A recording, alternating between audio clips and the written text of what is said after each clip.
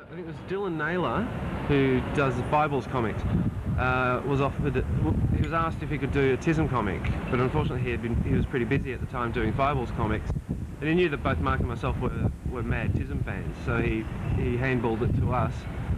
Now the first comic we basically wrote, illustrated, did everything ourselves, and TISM management was actually quite impressed at how well it sold. They were thinking of it as a marketing. I didn't care if they lost money or not. Like, again, we both did bits. I did the bits where Ron Hitler Barassi talks. Mark did the bits where he actually does the poems. I think we both worked on the cover, all that sort of stuff. Although Ron Hitler Barassi wrote it.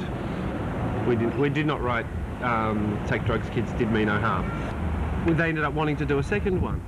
Not to make money, but just because to raise the profile of the band.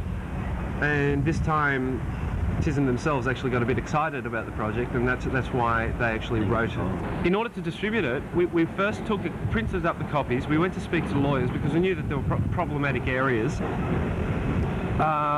So we took a copy to the distributor and said, look, take a look at this, have a look through it, and tell us if it's okay. If it's okay, we'll distribute it through you.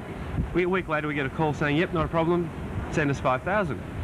So we sent them up. 2 weeks later, we get a phone call, frantic phone call from the guy who we deal with saying, it's been banned in Queensland, and I suspect it's going to be banned everywhere else. Apparently a managing director or some executive like that had a look at it and went apeshit. It was like, what? We're distributing this? No way. So, and it trickled all the way down throughout all the other states, and they sent out a letter to recall all the news agencies, yeah. So they didn't have losing money on it? No, we didn't. It sold fantastically well.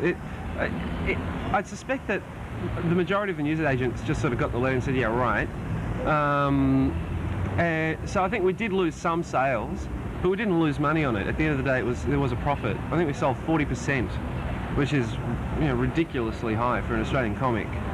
So, and apparently in comic shops, it's one of the highest selling Australian comics ever.